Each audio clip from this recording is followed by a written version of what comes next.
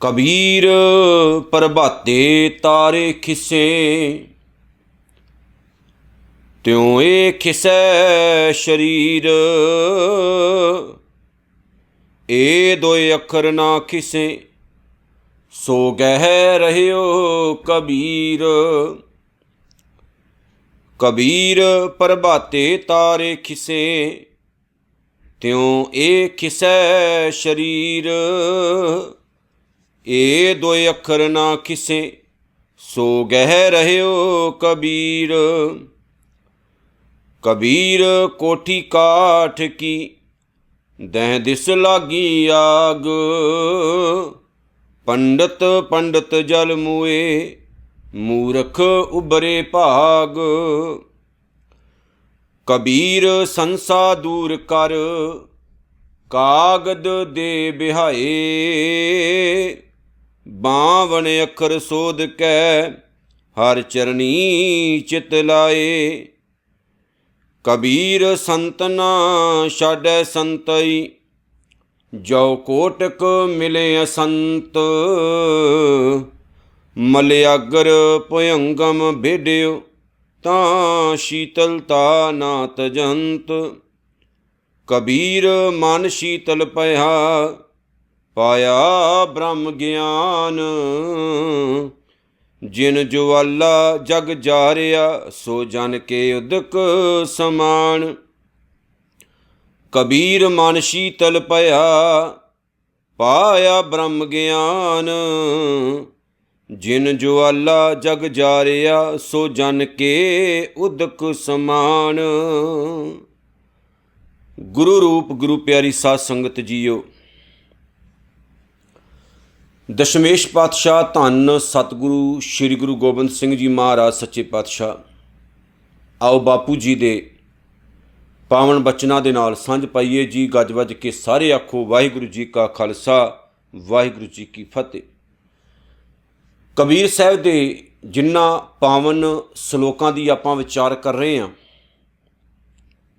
अज कबीर साहब दे सलोकां दी विचार करदे हां। साडी 35 नंबर वीडियो है।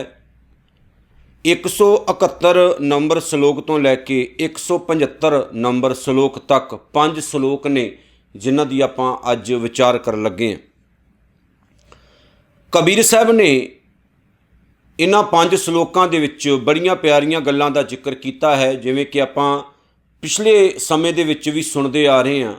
क्योंकि गुरबाणी सानू हमेशा वख-वख विषय तो समझा के एक ही प्लेटफॉर्म के उत्ते लिया के खड़ा करती है कि आपां चंगे इंसान बनीए, चंगा बोलीए, चंगा सोचीए ते चंगे पासे वाल नूं अपने कदम वधाईए। कबीर साहब के जिहड़े ये पावन 5 सलोक है, उन्हां विच कबीर साहब ने की किया, ये समझण वाला बहुत जरूरी विशा है। जिवें आपां रोज़ाना रात नूं जदों सौंने आ तां की तकदे आ कि रात पैंदी है ते तारे जिहड़े है सानूं दिसने शुरू हो जांदे। पर जदों सवेर हुंदी है, सूरज का उजाला हुंदा है, सूरज अपना चानन करता है, तो जिहड़े वो तारे टिम टिम करते हुंदे है, वो सानू दिसने बंद हो जाते हैं। भावें कि वो तारे खत्म नहीं हुंदे, पर वो दिसने बंद हो जाते हैं। पर जदों सूरज का फिर साडे वल्लों सूरज की पिठ हुंदी है, हनेरा हो जाता है धरती के उस हिस्से वाल जिथे आपां रह रहे हुंदे आ, ते तारे फिर दिसने कई बार शुरू हो जाते। कबीर साहब ने बंदे नूं कुछ ऐसियां बातां दे द्वारा समझाया कि बंदे एक गल याद रख कि ये जिहड़ा साडा शरीर है, ये सदा रहन वाली चीज़ नहीं है। इस तरह ही जिस तरह तारे दिन दे वक्तां सानूं दिसदे नहीं, रात नूं दिसने शुरू हो जाते हैं।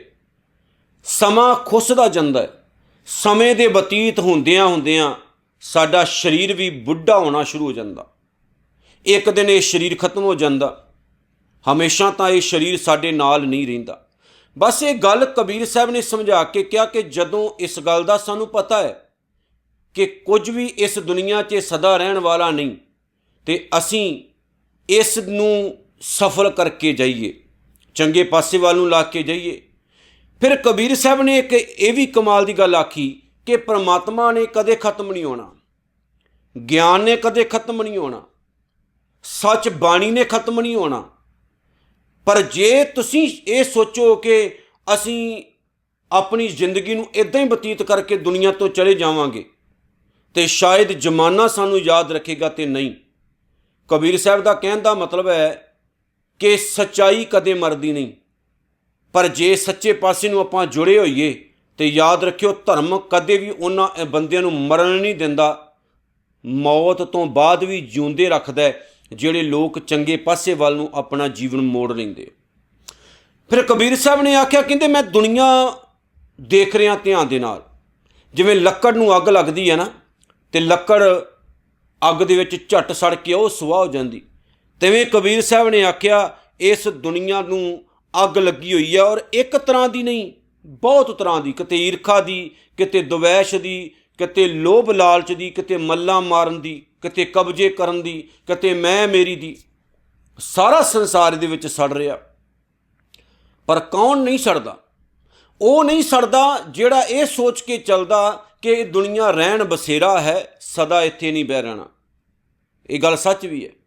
ਇਹ ਦੁਨੀਆ ਇੱਕ ਰਹਿਣ ਬਸੇਰਾ ਹੈ, ਰਾਤ ਅਸੀਂ ਕੱਟਣ ਵਾਸਤੇ ਆਏ ਹਾਂ, ਸਦਾ ਨਹੀਂ ਬਹਿ ਰਹਿਣਾ। ਜਿਹੜਾ ਇਹ ਸੋਚਦਾ ਉਹ ਕਦੇ ਵੀ ਖਤਮ ਨਹੀਂ ਹੁੰਦਾ, ਨਾ ਉਹ ਕਦੇ ਇਸ ਈਰਖਾ ਦਵੈਸ਼ ਦੀ ਜਿਹੜੀ ਅੱਗ ਹੈ ਉਹਦੇ ਵਿੱਚ ਸੜਦਾ ਹੀ ਹੈ। ਗੁਰੂ ਅਰਜਨ ਸਾਹਿਬ ਸੱਚੇ ਪਾਤਸ਼ਾਹ ਦੇ ਵੱਡੇ ਭਰਾ ਬਾਬਾ ਪ੍ਰਿਥੀ ਚੰਦ ਨੂੰ ਗੁਰੂ ਰਾਮਦਾਸ ਸਾਹਿਬ ਇਹੀ ਸਮਝਾਉਂਦੇ ਰਹੇ, ਪਰ ਪ੍ਰਿਥੀ ਚੰਦ ਨਾ ਸਮਝਿਆ, ਜਿਸ ਵਜ੍ਹਾ ਕਾਰਨ ਇਤਿਹਾਸ ਦੀ ਕਾਲਖ ਲਗਾ ਕੇ ਬਹਿ ਗਿਆ। ਇਹੀ ਗੱਲਾਂ ਧੀਰਮਲ ਨੂੰ ਸਮਝਾਉਂਦੇ ਰਹੇ, ਨਹੀਂ ਸਮਝਿਆ ਉਹ। ਆਖਰ ਕੀ ਹੋਇਆ? ਧੀਰਮਲ ਦਾ ਜੋ ਹਸ਼ਰ ਹੋਇਆ ਜਾਂ ਇਤਿਹਾਸ ਦੇ ਵਿੱਚ ਜੋ ਉਹਦੀ ਬਦਨਾਮੀ ਹੋਈ ਉਹ ਸਾਡੇ ਸਾਹਮਣੇ। ਆਪਾਂ ਮੱਲਾਂ ਮਾਰਨ ਤੱਕ ਰਹਿ ਜਾਂਦੇ, ਮੱਲਾਂ, ਪਰ ਕੁਝ ਨਹੀਂ ਮਿਲਦਾ ਪਿਆਰਿਓ। ਗੁਰੂ ਅੰਗਦ ਸਾਹਿਬ ਮਹਾਰਾਜ ਸੱਚੇ ਪਾਤਸ਼ਾਹ ਦੇ ਸੁਪੁੱਤਰ ਨੇ ਗੁਰੂ ਅਮਰਦਾਸ ਸਾਹਿਬ ਨੂੰ ਲੱਤ ਮਾਰ ਦਿੱਤੀ। ਕਿਉਂ? ਉਹਦੀ ਸੋਚ ਇਹ ਸੀ ਵੀ ਇਹ ਸਾਡੇ ਘਰ ਦਾ ਸੇਵਾਦਾਰ ਸੀ ਤੇ ਇਹ ਗੁਰੂ ਕਿੱਦਾਂ ਬਣ ਗਿਆ? ਇਹ ਸ਼ਾਇਦ ਇਹ ਸਾਡੀ ਮਲਕੀਅਤ ਉੱਤੇ ਕਬਜ਼ਾ ਕਰਕੇ ਬਹਿ ਗਿਆ। ਪਰ ਗੁਰੂ ਸਾਹਿਬ ਨੇ ਇਹੀ ਸਮਝਾਇਆ ਕਿ ਗੁਰੂ ਨਾਨਕ ਸਾਹਿਬ ਦਾ ਘਰ ਕਿਸੇ ਦੀ ਮਲਕੀਅਤ ਨਹੀਂ ਹੈ, ਕੋਈ ਇਹਦੇ ਉੱਤੇ ਕਬਜ਼ਾ ਨਹੀਂ ਕਰ ਸਕਦਾ, ਜਿੱਦਾਂ ਦੀ ਅੱਜ ਸਾਡੀ ਸੋਚ ਬਣੀ ਹੋਈ। ਇਹ ਨਹੀਂ ਸਮਝ ਲੱਗਦੀ ਇੱਥੇ ਸਦਾ ਰਹਿਣਾ ਦੁਨੀਆ 'ਚ। ਜਦੋਂ ਰਹਿਣਾ ਹੀ ਨਹੀਂ ਹੈ ਤੇ ਫਿਰ ਕਿਉਂ ਆਪਾਂ ਮੱਲਾਂ ਮਾਰਨ ਵੱਲ ਲੱਗੇ ਹੋਏ ਹਾਂ? ਕਿਉਂ? ਕਾਹਦੇ ਵਾਸਤੇ? ਕੁਝ ਨਹੀਂ ਮਿਲਣਾ, ਯਾਦ ਰੱਖਿਓ। ਔਰ ਇਹ ਗੱਲਾਂ ਕਬੀਰ ਸਾਹਿਬ ਨੇ ਇਹਨਾਂ ਸਲੋਕਾਂ 'ਚ ਸਮਝਾਈਆਂ। ਕਹਿੰਦੇ ਨੇ ਇਹ ਬੰਦੇ ਇਸ ਲਈ ਐਵੇਂ ਨਾ ਰਾਤ ਦਿਨ ਟੈਨਸ਼ਨਾਂ ਵਿੱਚ ਨਾ ਪੈ। ਜਿਹੜੇ ਸੰਸ਼ੇ ਵਿੱਚ ਤੂੰ ਪਿਆ ਆ, ਉਹ ਸੰਸ਼ਿਆਂ ਨੂੰ, ਉਹ ਚਿੰਤਾਵਾਂ ਨੂੰ, ਉਹ ਟੈਨਸ਼ਨਾਂ ਦੇ ਕਾਗਜ਼ਾਂ ਨੂੰ ਸਾੜ ਦੇ ਭਗਤੀ ਦੇ ਅੱਗ ਦੇ ਵਿੱਚ ਸਾੜ ਦੇ। ਜਿੱਦਣ ਉਹ ਟੈਨਸ਼ਨਾਂ ਤੋਂ ਤੂੰ ਬਾਹਰ ਨਿਕਲ ਆਇਆ ਨਾ, ਉਸ ਦਿਨ ਤੈਨੂੰ ਸੱਚ ਦੀ ਸਮਝ ਲੱਗਣੀ। ਫਿਰ ਕਬੀਰ ਸਾਹਿਬ ਨੇ ਇਹਦੇ ਵਿੱਚ ਇਹ ਵੀ ਕਮਾਲ ਦੀ ਗੱਲ ਆਖੀ, ਕਹਿੰਦੇ ਜਿਵੇਂ ਚੰਦਨ ਦਾ ਰੁੱਖ ਹੁੰਦਾ ਹੈ, ਕਿਉਂਕਿ ਚੰਦਨ ਦਾ ਜਿਹੜਾ ਰੁੱਖ ਹੈ ਉਹ ਠੰਡਾ ਬਹੁਤ ਹੁੰਦਾ, ਤੇ ਜੇ ਆਸੇ-ਪਾਸੇ ਕਿਤੇ ਸੱਪ ਹੋਣ ਨਾ, ਤੇ ਸੱਪਾਂ ਨੂੰ ਪਤਾ ਇਹ ਠੰਡ ਦਿੰਦਾ ਹੈ, ਉਹਦੇ ਆਸੇ-ਪਾਸੇ ਉਹ ਵਲ ਮਾਰ ਲੈਂਦੇ ਆ। ਪਰ ਸੱਪਾਂ ਦੇ ਵਲ ਮਾਰਨ ਨਾਲ ਜਾਂ ਸੱਪਾਂ ਦੇ ਡੰਗ ਮਾਰਨ ਨਾਲ ਵੀ ਚੰਦਨ ਦਾ ਰੁੱਖ ਆਪਣਾ ਸੁਭਾਅ ਨਹੀਂ ਛੱਡਦਾ। ਇੱਦਾਂ ਹੀ ਜਿਹੜੇ ਪਰਮਾਤਮਾ ਦੇ ਨਾਮ ਨਾਲ ਜੁੜੇ ਹੁੰਦੇ ਨੇ, ਉਹ ਲੋਕ ਆਪਣਾ ਸੁਭਾਅ ਨਹੀਂ ਤਿਆਗਦੇ। ਰਹਿੰਦੇ ਇਸ ਦੁਨੀਆ ਵਿੱਚ ਹੈ, ਪਰ ਦੁਨੀਆ ਦੀ ਅੱਗ ਤੋਂ ਹਮੇਸ਼ਾ ਸੁਚੇਤ ਰਹਿੰਦੇ ਹੈ, ਬਚੇ ਰਹਿੰਦੇ ਹੈ। ਉਹਨਾਂ ਨੂੰ ਪਰਵਾਹ ਨਹੀਂ ਹੁੰਦੀ ਕਦੇ ਵੀ ਉਹਨਾਂ ਨੂੰ, ਕਿਉਂਕਿ ਜੀਵਨ ਦਾ ਪਤਾ ਲੱਗ ਜਾਂਦਾ, ਜੀਵਨ ਦੀ ਸੱਚਾਈ ਦਾ ਪਤਾ ਲੱਗ ਜਾਂਦਾ। ਫਿਰ ਕਬੀਰ ਸਾਹਿਬ ਨੇ ਇਹ ਵੀ ਇੱਕ ਬੜੀ ਕਮਾਲ ਦੀ ਗੱਲ ਆਖੀ, ਕਹਿੰਦੇ ਨੇ ਮੇਰਾ ਜਿਹੜਾ ਮਨ ਹੈ ਉਹ ਬੜਾ ਠੰਡਾ ਠਾਰ ਹੋ ਗਿਆ ਹੁਣ। ਜਿਹੜੀ ਅੱਗ ਦੇ ਵਿੱਚ ਦੁਨੀਆ ਸੜ ਰਹੀ ਹੈ ਨਾ, ਸੰਸਾਰ ਸੜ ਰਿਹਾ, ਮੈਂ ਕਬੀਰ ਉਸ ਅੱਗ ਦੇ ਵਿੱਚ ਨਹੀਂ ਸੜਦਾ। ਕਿਸੇ ਨੇ ਪੁੱਛਿਆ ਵੀ ਕਬੀਰ ਸਾਹਿਬ ਕਿਉਂ? ਤਾਂ ਕਬੀਰ ਸਾਹਿਬ ਨੇ ਕਿਹਾ ਦੁਨੀਆ ਅੱਗ 'ਚ ਤਾਂ ਸੜਦੀ ਹੈ ਕਿਉਂਕਿ ਦੁਨੀਆ ਅੱਗ ਨੂੰ ਪਿਆਰ ਹੀ ਬੜਾ ਕਰਦੀ, ਈਰਖਾ, ਦਵੈਸ਼, ਨਿੰਦਾ, ਚੁਗਲੀ, ਇਹਨਾਂ ਚੀਜ਼ਾਂ ਦੇ ਵਿੱਚ। ਪਰ ਮੈਂ ਨਿਰੰਕਾਰ ਦੇ ਪਿਆਰ ਵਿੱਚ ਐਸਾ ਭਿੱਜਿਆ ਕਿ ਮੈਂ ਇਹ ਅੱਗ ਦੇ ਵਿੱਚ ਸੜਦਾ ਨਹੀਂ, ਮੈਂ ਬਚ ਗਿਆ ਇਹਦੇ ਤੋਂ। ਸੋ ਸਮਝਣ ਵਾਲੀਆਂ ਗੱਲਾਂ ਨੇ ਕੁਝ, ਜੇ ਸਾਡੇ ਪੱਲੇ ਪੈ ਜਾਂਦੀਆਂ ਨੇ ਤੇ ਮੈਂ ਸਮਝਾਂਗਾ ਮੇਰਾ ਬੋਲਿਆ ਪ੍ਰਵਾਨ ਤੇ ਤੁਹਾਡਾ ਸੁਣਿਆ ਪ੍ਰਵਾਨ ਹੋ ਜਾਏਗਾ। ਕਬੀਰ ਸਾਹਿਬ ਜੀ ਕੀ ਕਹਿ ਰਹੇ ਨੇ, ਆਓ ਵਿਚਾਰੀਏ। ਇੱਕ ਇੱਕ ਅੱਖਰ ਬੜਾ ਹੀ ਕਮਾਲ ਦਾ ਹੈ ਕਬੀਰ ਸਾਹਿਬ ਦਾ, ਜੇ ਸਾਡੇ ਪੱਲੇ ਪੈ ਜਾਂਦਾ ਹੈ। ਤੇ ਕਹਿੰਦੇ ਨੇ ਕਬੀਰ ਪ੍ਰਭਾਤੇ ਤਾਰੇ ਖਿੱਸੇ। ਕਬੀਰ ਸਾਹਿਬ ਕਹਿੰਦੇ ਜਿਸ ਤਰ੍ਹਾਂ ਦਿਨ ਚੜ੍ਹਦਾ ਹੈ ਤੇ ਤਾਰੇ ਖਿਸ ਜਾਂਦੇ ਨੇ, ਭਾਵ ਕਿ ਸਾਨੂੰ ਦਿਸਣੇ ਬੰਦ ਹੋ ਜਾਂਦੇ ਨੇ, ਸਾਨੂੰ ਦਿਸਣੇ ਬੰਦ ਹੋ ਜਾਂਦੇ ਨੇ, ਤਿਉਂ ਇਹ ਖਿਸਾ ਸਰੀਰ ਐਨ ਇਸੇ ਤਰ੍ਹਾਂ ਸਾਡਾ ਜਿਹੜਾ ਸਰੀਰ ਹੈ ਇਹ ਹੌਲੀ ਹੌਲੀ ਹੌਲੀ ਹੌਲੀ ਖਤਮ ਹੋਣ ਦੇ ਕਿਨਾਰੇ ਜਾ ਰਿਹਾ। ਆਪਾਂ ਮੌਤ ਵੱਲ ਨੂੰ ਵੱਧ ਰਹੇ ਹਾਂ। ਸਦਾ ਨਹੀਂ ਬਹਿ ਰਹਿਣਾ। ਜਦੋਂ ਆਪਾਂ ਜਵਾਨੀ 'ਚ ਹੁੰਦੇ ਤਾਂ ਕਿੰਨਾ ਜ਼ੋਰ ਹੁੰਦਾ। ਜਿਉਂ-ਜਿਉਂ ਜਵਾਨੀ ਘਟਦੀ ਜਾਂਦੀ ਹੈ, ਬੁਢੇਪਾ ਆਉਂਦਾ ਜਾਂਦਾ, ਤਿਉਂ-ਤਿਉਂ ਸਾਡੇ ਸਰੀਰ ਦਾ ਬਲ ਖਤਮ ਹੁੰਦਾ ਜਾਂਦਾ। ਸਾਨੂੰ ਪਤਾ ਲੱਗਣਾ ਸ਼ੁਰੂ ਹੋ ਜਾਂਦਾ ਵੀ ਹੁਣ ਉਹ ਗੱਲ ਨਹੀਂ ਰਹਿ ਗਈ ਸਰੀਰ ਦੇ ਵਿੱਚ, ਜਿੰਨੀਆਂ ਮਰਜ਼ੀ ਬੜਕਾਂ ਮਾਰ ਲਓ। ਇਹ ਦੋਏ ਅੱਖਰ ਨਾ ਖਿੱਸੇ ਜੋ ਗਹਿ ਰਹਿਓ ਕਬੀਰ। ਕਹਿੰਦੇ ਆਹ ਜਿਹੜੀਆਂ ਗੱਲਾਂ ਨੇ ਰੱਬ ਦੇ ਨਾਮ ਦੀਆਂ, ਪਰਮਾਤਮਾ ਦੇ ਪ੍ਰੇਮ ਦੀਆਂ, ਇਹ ਕਦੇ ਖਤਮ ਨਹੀਂ ਹੋਣ ਵਾਲੀਆਂ। ਭਾਵ ਕਿ ਰੱਬ ਦਾ ਨਾਮ, ਪਰਮਾਤਮਾ ਦਾ ਜਿਹੜਾ ਪਿਆਰਾ ਨਾਮ ਹੈ, ਉਹਦਾ ਜਿਹੜਾ ਸਿਮਰਨ ਹੈ, ਜਿਹਨੂੰ ਕਬੀਰ ਸਾਹਿਬ ਕਹਿੰਦੇ ਮੈਂ ਸਾਂਭੀ ਬੈਠਾ, ਇਹ ਕਦੇ ਖਤਮ ਨਹੀਂ ਹੋਏਗਾ। ਤੁਸੀਂ ਤਾਂ ਮੱਲਾ ਮਾਰਨ ਵੱਲ ਲੱਗੇ ਹੋਏ ਨਾ, ਆਹ ਮੱਲ ਲਓ, ਉਹ ਮੱਲ ਲਓ, ਉਹ ਮੱਲ ਲਓ। ਕਬੀਰ ਸਾਹਿਬ ਕਹਿੰਦੇ ਮੈਂ ਇਹ ਚੀਜ਼ ਨਹੀਂ ਬਹੁਤੀ ਮੰਨਦਾ। ਮੱਲਾ ਮੁੱਲਾ ਮਾਰਨ ਵਾਲੇ ਦੁਨੀਆ 'ਚ 100 ਆਏ 100 ਗਏ। ਕਈ ਵਾਰੀ ਕਿਤੇ ਕੋਈ ਗੱਲਬਾਤ ਇੱਦਾਂ ਦੀ ਚੱਲੇ ਨਾ, ਤੇ ਮੈਂ ਕਈ ਵਾਰ ਕਹਿ ਦਿਆ ਕਰਦਾ ਲਾਲ ਕਿਲ੍ਹਾ ਤਾਂ ਅੱਜ ਵੀ ਉੱਥੇ ਛੱਡ ਕੇ ਚਲੇ ਗਏ, ਤਾਜ ਮਹਿਲ ਵੀ ਛੱਡ ਕੇ ਚਲੇ ਗਏ। ਵੱਡੇ ਵੱਡੇ ਕਿਲਿਆਂ ਵਾਲੇ ਨਹੀਂ ਦੁਨੀਆ 'ਚ ਰਹੇ। ਆਪਾਂ ਕੀ ਚੀਜ਼ਾਂ, ਆਪਾਂ ਕਿਹੜੀ ਬਾਗ ਦੀ ਮੂਲੀਆਂ। ਅਤੇ ਸ਼ਰਮ ਉਦੋਂ ਆਉਂਦੀ ਹੈ ਜਦੋਂ ਇੱਕ ਪੁੱਤਰ ਆਪਣੀ ਮਾਂ ਦਾ ਗਲਾ ਘੁੱਟ ਕੇ ਮਾਰ ਰਿਹਾ ਹੁੰਦਾ, ਜਦੋਂ ਪੁੱਤ ਆਪਣੇ ਪਿਓ ਨੂੰ ਮਾਰ ਰਿਹਾ ਹੁੰਦਾ, ਭਰਾ ਭਰਾ ਨੂੰ ਜ਼ਮੀਨ ਦੇ ਇੱਕ ਟੋਟੇ ਕਰਕੇ ਮਾਰਿਆ ਹੁੰਦਾ, ਜਿਹੜੀ ਜ਼ਮੀਨ ਨੇ ਇੱਥੇ ਹੀ ਪਈ ਰਹਿ ਜਾਣਾ, ਨਹੀਂ ਰਹਿਣੀ। ਛੋਟੀਆਂ ਛੋਟੀਆਂ ਗੱਲਾਂ ਕਰਕੇ ਆਪਾਂ ਕਤਲ ਕਰ ਰਹੇ ਹੁੰਦੇ ਹਾਂ, ਛੋਟੀਆਂ ਛੋਟੀਆਂ ਗੱਲਾਂ ਕਰਕੇ ਲੜਾਈਆਂ ਝਗੜੇ ਕਰ ਰਹੇ ਹੁੰਦੇ ਹਾਂ। ਕੀ ਹੈ? ਕੱਖ ਹੀ ਨਹੀਂ ਰਹਿ ਜਾਣਾ ਇੱਥੇ, ਕੁਝ ਵੀ ਨਹੀਂ। ਵੱਟ ਦੇ ਬੰਨੇ ਤੋਂ ਲੋਕ ਕਤਲ ਕਰ ਦਿੰਦੇ, ਵੱਟ ਦੇ ਬੰਨੇ ਤੋਂ। ਉਹ ਕਿਹੜੇ ਚੱਕਰਾਂ 'ਚ ਪਏ? ਸੰਸਾਰ ਵਿੱਚ ਆਏ ਹਾਂ। ਮੈਂ ਨਹੀਂ ਕਹਿੰਦਾ ਗਰੀਬ ਰਹੋ, ਮੈਂ ਨਹੀਂ ਕਹਿੰਦਾ ਚੰਗਾ ਜੀਵਨ ਨਾ ਜੀਓ, ਗੁਰਬਾਣੀ ਵੀ ਨਹੀਂ ਕਹਿੰਦੀ। ਪਰ ਗੁਰਬਾਣੀ ਇਹ ਵੀ ਨਹੀਂ ਕਹਿੰਦੀ ਐਵੇਂ ਮਰਦੇ ਰਹੋ। ਗੁਰਬਾਣੀ ਇਹ ਵੀ ਨਹੀਂ ਕਹਿੰਦੀ ਚੰਗੇ ਕੰਮ ਜਿਹੜੇ ਹੈ ਉਹ ਛੱਡ ਕੇ ਪੁੱਠੀਆਂ ਕੰਮਾਂ ਵੱਲ ਲੱਗੋ। ਗੁਰਬਾਣੀ ਕਹਿੰਦੀ ਚੰਗਾ ਜੀਵਨ ਜੀਓ। ਹੁਣ ਜੇ ਮੈਂ ਇਹ ਗੱਲ ਕਹਾਂ ਤਾਂ ਤੁਸੀਂ ਸਵਾਲ ਖੜੇ ਕਰ ਸਕਦੇ ਹੋ ਵੀ ਸਿੱਖਾਂ ਨੇ ਜੰਗਾਂ ਯੁੱਧਾਂ ਕਿਉਂ ਕੀਤੀਆਂ? ਮਹਾਰਾਜਾ ਰਣਜੀਤ ਸਿੰਘ ਦਾ ਰਾਜ ਆਉਂਦਾ, ਕਿੰਨੇ ਜਿਹੜੇ ਨੇ ਉਹ ਸ਼ਹਿਰ ਜਿੱਤੇ ਜਾਂਦੇ ਹੈ, ਕਿੰਨੇ ਰਾਜ ਜਿੱਤੇ ਜਾਂਦੇ ਹੈ। ਉਹਦੇ ਪਿੱਛੇ ਕਾਰਨ ਇਹ ਨਹੀਂ ਸੀ।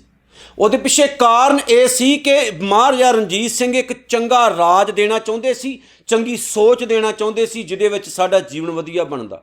ਉੱਥੇ ਮੱਲਾਂ ਮਾਰਨ ਵਾਲੀ ਗੱਲ ਨਹੀਂ ਸੀ, ਮੱਲਾਂ ਮਾਰਨ ਵਾਲੀ ਗੱਲ ਨਹੀਂ ਸੀ। ਸੋ ਗੁਰੂ ਰਾਮਦਾਸ ਸਾਹਿਬ ਨੇ ਜਿਵੇਂ ਇੱਕ ਵਾਰੀ ਸਿੱਖ ਨੂੰ ਸਮਝਾਇਆ ਸੀ ਨਾ, ਉਹ ਮਹਿਲ ਪਵਿੱਤਰ ਹੈ, ਉਹ ਸਰਾਵਾਂ ਪਵਿੱਤਰ ਨੇ, ਉਹ ਘਰ ਪਵਿੱਤਰ ਹੈ, ਉਹ ਕੱਪੜੇ ਪਵਿੱਤਰ ਹੈ, ਉਹ ਮਾਇਆ ਪਵਿੱਤਰ ਹੈ। ਜਿਹੜਾ ਬੰਦਾ ਪਰਮਾਤਮਾ ਦਾ ਨਾਮ ਜਪਦਾ, ਵਾਹਿਗੁਰੂ ਨਾਲ ਜੁੜਿਆ ਆ, ਅਤੇ ਜਿਹੜਾ ਵਾਹਿਗੁਰੂ ਤੋਂ ਦੂਰ ਹੈ, ਉਹਦੇ ਕੋਲ ਰਾਜ ਭਾਗ ਵੀ ਆ ਜਾਏਗਾ ਅਤੇ ਉਹ ਉੱਥੇ ਹਰਨਾਕਸ਼ ਵਰਗੇ ਹੀ ਪੈਦਾ ਹੋਣਗੇ। ਹਾਂਜੀ, ਚੰਗੇਜ਼ ਖਾਂ ਵਰਗੇ ਹੀ ਪੈਦਾ ਹੋਣਗੇ, ਹਿਟਲਰ ਵਰਗੇ ਹੀ ਪੈਦਾ ਹੋਣਗੇ। ਉਹਨਾਂ ਨੇ ਤਾਂ ਰਾਜ ਕੀਤਾ ਜੀ ਨਾ, ਪਰ ਨਹੀਂ, ਚੰਗੇ ਕੰਮ ਨਹੀਂ ਕੀਤੇ, ਪੁੱਠੀਆਂ ਕੰਮਾਂ ਨੂੰ ਜੁੜੇ ਰਹੇ। ਸੋ ਕਬੀਰ ਸਾਹਿਬ ਨੇ ਆਖਿਆ, ਕਹਿੰਦੇ ਨੇ ਯਾਦ ਰੱਖੀ ਕੁਝ ਵੀ ਇੱਥੇ ਨਹੀਂ ਰਹਿਣਾ ਸਦਾ, ਅਤੇ ਜੋ ਸਦਾ ਨਹੀਂ ਨਾ ਰਹਿਣਾ ਉਹਦੇ ਵੱਲ ਜੁੜਨ ਦੀ ਬਜਾਏ ਜੋ ਸਦਾ ਰਹਿਣਾ ਹੈ ਉਹਦੇ ਵੱਲ ਕਿਉਂ ਨਹੀਂ ਅੱਖ ਪੁੱਟ ਕੇ ਤੂੰ ਦੇਖਦਾ। ਕਬੀਰ ਕੋਠੀ ਕਾਠ ਕੀ, ਕਹਿੰਦੇ ਆ ਜਿਹੜਾ ਸੰਸਾਰ ਹੈ ਇਹ ਇੱਕ ਘਰ ਲੱਕੜ ਦਾ ਹੈ, ਲੱਕੜ ਦਾ ਇੱਕ ਘਰ ਹੈ। ਕੋਠੀ ਭਾਵ ਘਰ, ਲੱਕੜ ਦਾ ਇੱਕ ਮਕਾਨ ਹੈ, ਲੱਕੜ ਦੀ ਇੱਕ ਕੋਠੀ ਹੈ। ਦੈਂ ਦਿਸ ਲਾਗੀ ਆਗ, ਜਿਹਦੇ ਚਾਰੇ ਪਾਸਿਓਂ ਅੱਗ ਲੱਗੀ ਹੋਈ ਹੈ। ਅੱਗ ਵੀ ਕਈ ਤਰ੍ਹਾਂ ਦੀ ਹੈ ਦੁਨੀਆ ਵਿੱਚ। ਰਾਤ ਦਿਨ ਦੀ ਭੱਜ ਦੌੜ, ਰਾਤ ਦਿਨ ਮੱਲਾਂ ਮਾਰਨ ਦੀ ਭੱਜ ਦੌੜ, ਈਰਖਾ ਦਵੈਸ਼ ਨਿੰਦਿਆ ਦੀ ਭੱਜ ਦੌੜ ਵਿੱਚ ਬੰਦਾ ਲੱਗਾ ਹੋਇਆ। ਕਬੀਰ ਸਾਹਿਬ ਕਹਿੰਦੇ ਜੇ ਮੈਂ ਵੇਖਾਂ ਇਸ ਲੱਕੜ ਦੀ ਦੁਨੀਆ ਨੂੰ ਚਾਰੇ ਪਾਸਿਓਂ ਅੱਗ ਲੱਗੀ ਹੋਈ ਹੈ। ਪੰਡਿਤ ਪੰਡਿਤ ਜਲ ਮੂਏ, ਜਿਹੜੇ ਜ਼ਿਆਦਾ ਹੀ ਸਿਆਣੇ ਬਣਦੇ ਸੀ ਨਾ ਉਹ ਸੜ ਗਏ ਇਹਦੇ ਵਿੱਚ। ਮੱਲਾਂ ਮਾਰਨ ਦੀਆਂ ਗੱਲਾਂ ਕਰਨ ਵਾਲੇ ਪੰਡਿਤ ਜ਼ਿਆਦਾ ਸਿਆਣੇ ਸਮਝਦਾਰ ਉਹ ਸੜ ਗਏ, ਸੱਗ ਨੇ ਸਾੜ ਦਿੱਤੇ। ਮੂਰਖ ਉੱਭਰੇ ਭਾਗ, ਜਿਨ੍ਹਾਂ ਨੂੰ ਲੋਕ ਮੂਰਖ ਕਹਿੰਦੇ ਸੀ ਉਹ ਸਗੋਂ ਇਸ ਅੱਗ ਤੋਂ ਬਚ ਗਏ। ਕਈ ਵਾਰ ਐਸਾ ਹੁੰਦਾ ਵੀ ਹੈ ਜਿਨ੍ਹਾਂ ਨੂੰ ਆਪਾਂ ਮੂਰਖ ਕਹਿੰਦੇ ਹੁੰਦੇ ਹਾਂ, ਉਹ ਬਹੁਤ ਵੱਡੇ ਕੰਮ ਕਰ ਜਾਂਦੇ ਨੇ, ਸਿਆਣੇ ਬਣੇ ਰਹਿੰਦੇ ਨੇ। ਪਰ ਜਿਹੜੇ ਜ਼ਿਆਦਾ ਸਿਆਣੇ ਹੁੰਦੇ ਨੇ ਉਹ ਮੂਰਖ ਤੋਂ ਵੀ ਜ਼ਿਆਦਾ ਬੁਰੇ ਅਤੇ ਪੁੱਠੇ ਕੰਮ ਕਰ ਜਾਂਦੇ ਨੇ। ਕਬੀਰ ਸੰਸਾ ਦੂਰ ਕਰ, ਕਬੀਰ ਸਾਹਿਬ ਕਹਿੰਦੇ ਨੇ ਇਸ ਲਈ ਪਿਆਰਿਆ ਆ ਜਿਹੜੇ ਸੰਸੇ ਪਾਲੀ ਬੈਠਾ, ਸਹਿਸੇ ਪਾਲੀ ਬੈਠਾ, ਚਿੰਤਾਵਾਂ ਟੈਨਸ਼ਨਾਂ 'ਚ ਰਾਤ ਦਿਨ ਪਿਆ ਰਹਿਣਾ, ਇਹਨਾਂ ਨੂੰ ਦੂਰ ਕਰ। ਕਾਗਦ ਦੇ ਬਿਹਾਏ, ਅਤੇ ਕਰ ਕੀ ਇਹਨਾਂ ਨੂੰ, ਇਹ ਆ ਜਿਹੜਾ ਲੇਖਾ ਜੋਖਾ ਨਾ ਸਾਰਾ ਇੱਕ ਕਾਗਜ਼ ਉੱਤੇ ਲਿਖ ਕੇ ਤੇ ਭਗਤੀ ਦੇ ਦਰਿਆ ਵਿੱਚ ਵਹਾ ਦੇ। ਭਾਵ ਕੀ, ਜਿਵੇਂ ਪਾਣੀ 'ਚ ਕਾਗਜ਼ ਸੁੱਟ ਦਿਓ ਅਤੇ ਪਾਣੀ ਕਾਗਜ਼ਾਂ ਨੂੰ ਗਾਲ ਦਿੰਦਾ। ਕਹਿੰਦੇ ਐਨ ਇਸੇ ਤਰ੍ਹਾਂ ਜਿਹੜੀਆਂ ਟੈਨਸ਼ਨਾਂ ਰਾਤ ਦਿਨ ਪਾਲੇ ਬੈਠਾ, ਗੁਰੂ ਦੇ ਨਾਮ ਉੱਤੇ ਭਗਤੀ ਦੇ ਦਰਿਆ ਵਿੱਚ ਇਹਨਾਂ ਨੂੰ ਸੁੱਟ ਦੇ, ਵਹਾ ਦੇ ਇਹਨਾਂ ਨੂੰ, ਤੇਰਾ ਜੀਵਨ ਸੌਖਾ ਹੋ ਜਾਏਗਾ। ਗੁਰੂ ਕੋਲ ਜਦੋਂ ਉਹਨਾਂ ਮੱਥਾ ਟੇਕਦਾ ਤੇ ਬਸ ਹੱਥ ਜੋੜ ਕੇ ਬੇਨਤੀ ਕਰਿਆ ਕਰ, ਦਾਤਿਆ ਤੇਰਾ ਦਿੱਤਾ ਖਾ ਰਹੇ ਹਾਂ, ਟੈਨਸ਼ਨਾਂ ਟੁਨਸ਼ਨਾਂ ਤੋਂ ਬਚੇ ਰਹੀਏ ਬਸ ਆਪਾਂ।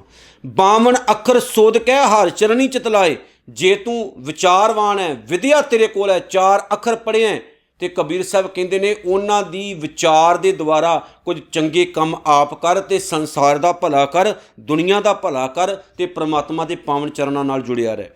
ਕਬੀਰ ਸੰਤ ਨਾ ਛੱਡੈ ਸੰਤਈ ਜੋ ਕੋਟਕ ਮਿਲੇ ਅਸੰਤ।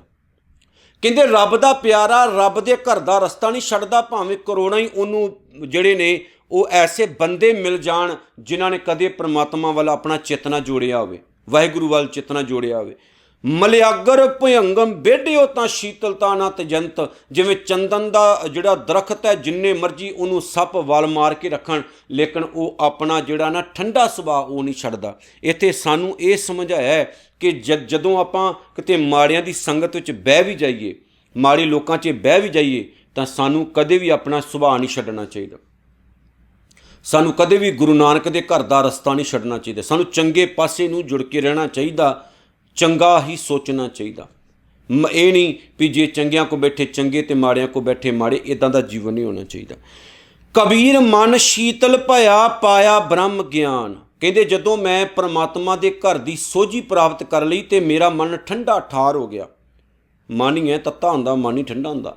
ਮਨ ਠੰਡਾ ਠਾਰ ਹੋ ਗਿਆ, ਨਾਮ ਦੇ ਵਿੱਚ ਭਿੱਜ ਗਿਆ। ਜਿਨ ਜਵਾਲਾ ਜਗ ਜਾਰਿਆ, ਜਿਸ ਤ੍ਰਿਸ਼ਨਾ ਦੀ ਅੱਗ ਨੇ ਜਾਂ ਮੱਲਾਂ ਮਾਰਨ ਦੀ ਇੱਕ ਸੋਚ ਵਾਲੀ ਅੱਗ ਨੇ ਦੁਨੀਆ ਨੂੰ ਸਾੜਿਆ ਹੋਇਆ ਹੈ। ਕਬੀਰ ਸਾਹਿਬ ਕਹਿੰਦੇ ਨੇ ਸੋ ਜਨ ਕੇ ਉਦਕ ਸਮਾਨ। ਉਹ ਅੱਗ ਅਸਲ ਦੇ ਵਿੱਚ ਮੇਰੇ ਲਈ ਪਾਣੀ ਦਾ ਕੰਮ ਕਰਦੀ ਹੈ, ਭਾਵ ਮੇਰੇ ਜੀਵਨ ਨੂੰ ਠੰਡਾ ਰੱਖਦੀ। ਦੁਨੀਆ ਨੂੰ ਸਾੜਦੀ ਹੋਏਗੀ, ਮੈਨੂੰ ਨਹੀਂ, ਕਿਉਂਕਿ ਮੇਰੇ ਉੱਤੇ ਉਹ ਅਸਰ ਨਹੀਂ ਕਰਦੀ। ਸੋ ਇਹ ਜ਼ਰੂਰੀ ਨਹੀਂ ਹੈ ਕਿ ਬੁਰਾਈ ਹਮੇਸ਼ਾ ਜਿੱਤਦੀ ਹੈ, ਨਹੀਂ, ਜਿੱਤ ਵੀ ਜਾਂਦੀ ਕਈ ਵਾਰੀ, ਪਰ ਮਾੜੀ ਸੋਚ ਚੰਗੇ ਬੰਦੇ ਦੇ ਸਾਹਮਣੇ ਹਾਰ ਜਾਂਦੀ ਹੈ, ਯਾਦ ਰੱਖਿਓ। ਸੋ ਕੋਸ਼ਿਸ਼ ਆਪਾਂ ਇਹ ਕਰਨੀ ਕਿ ਗੁਰਬਾਣੀ ਦਾ ਇੱਕ ਇੱਕ ਜਿਹੜਾ ਸ਼ਬਦ ਹੈ ਜਾਂ ਜਿਹੜੇ ਮਾਇਨੇ ਨੇ ਗੁਰਬਾਣੀ ਦੇ, ਉਹਨਾਂ ਨੂੰ ਵਿਚਾਰਨਾ। ਆਪਾਂ ਵਿਚਾਰਾਂਗੇ ਤਾਂ ਹੀ ਅਸੀਂ ਆਪਣੀਆਂ ਔਲਾਦਾਂ ਨੂੰ ਚੰਗੇ ਪਾਸੇ ਤੋਰ ਸਕਦੇ ਹਾਂ, ਨਹੀਂ ਤਾਂ ਗੱਲ ਨਹੀਂ ਬਣੇਗੀ। ਸੋ ਇਤਨੀਆਂ ਬੇਨਤੀਆਂ ਸਵੀਕਾਰ ਕਰਿਓ ਜੀ, ਭੁੱਲ ਚੁੱਕ ਦੀ ਖਿਮਾ। ਸਤਿਗੁਰੂ ਨੇ ਦਇਆ ਕੀਤੀ ਤੇ ਆਉਣ ਵਾਲਾ ਸਮਾਂ ਗੁਰਬਾਣੀ ਨਾਲ ਜੁੜੇ ਰਵਾਂਗੇ ਤੇ ਜੋੜਦੇ ਰਵਾਂਗੇ। ਨਾਨਕ ਨਾਮ ਚੜ੍ਹਦੀ ਕਲਾ, ਤੇਰੇ ਭਾਣੇ ਸਰਬੱਤ ਦਾ ਭਲਾ ਜੀ। ਵਾਹਿਗੁਰੂ ਜੀ ਕਾ ਖਾਲਸਾ, ਵਾਹਿਗੁਰੂ ਜੀ ਕੀ ਫਤਿਹ।